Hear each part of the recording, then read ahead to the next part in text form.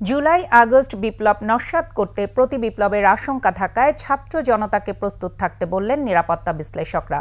তারা বলেন, বিপ্লবের বিরুদ্ধে প্রতি বিপ্লব নতুন কিছু নয়।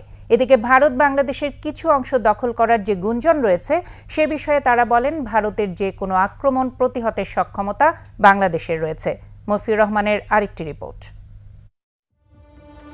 Big brother is watching you, George অরওয়েলের ডিস্টোপিয়ান উপন্যাস 1984 এর একটি বিখ্যাত সংলাপ। এখানে দেখানো হয়েছে ওশিনিয়ার নেতা ও একটি সর্বগ্রাসী রাষ্ট্র, যেখানে ক্ষমতাসীন দল নিজের জনগণের উপর নিজের স্বার্থে ক্ষমতার অপপ্রয়োগ করে। আওয়ামী লীগ দীর্ঘ প্রায় 16 বছর সরকার ক্ষমতায় থাকাকালে ধারণ করে সেরকম চরিত্র।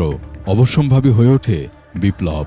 এই স্বৈরাচার সরকারের যেই কার্যক্রমগুলো ছিল, মানুষকে অত্যাচার নিপীড়ন, সেইটারই আলটিমেট আউটকাম হচ্ছে এই বিপ্লব। ওয়ালটন টেলিভিশন মাত্র 25,490 টাকায় পাচ্ছেন গুগল টিভি। জুলাই আগস্ট বিপ্লব সফল হয় বহু রক্তের বিনিময়ে, কিন্তু পরাজিত গোষ্ঠী ও তাদের দোসররা প্রতি বিপ্লব করতে সবসময় সচেষ্ট। প্রতি বিপ্লব তো শুরু হয়েছে, তবে যেই স্কেলে শুরু হওয়ার কথা ওটা তারা করতে পারছে না। এর কারণটা হলো, তারা কিন্তু ভাবেনি এইভাবে বিদায় নিতে হবে। আমাদের চারিদিকে অসংখ্য যেটা দেশবিরোধী লোক যারা অবস্থান করছে।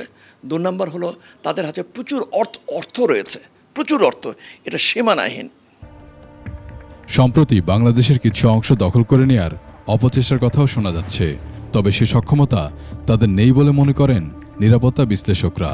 আমাদের দেশের সেনাবাহিনী ছোট হলেও আমাদের দেশের যে যুবক শ্রেণী, আমাদের দেশের যে ভৌগোলিক অবস্থা, আমাদের দেশের যে অন্যান্য পারিপার্শ্বিক ধর্ম ইত্যাদি বিষয় বিবেচনা করলে এতে ভয় পাওয়ার কোনো কিছু নাই। ভারতীয় বাহিনীর পক্ষে, সামরিক বাহিনীর পক্ষে বাংলাদেশে এসে দখল করা সম্ভব। এটা একটা জুজুর ভয়। যে কাজটা হবে সেটা হলো পরোক্ষভাবে তারা আমাদেরকে ডিস্টাবিলাইজ করবে, যেটা সবসময় হয়। তারা বলেন, বাংলাদেশের মানুষের এটি নিয়ে শঙ্কিত হওয়ার কিছু নেই। মফিউর রহমান, 21 টেলিভিশন, ঢাকা।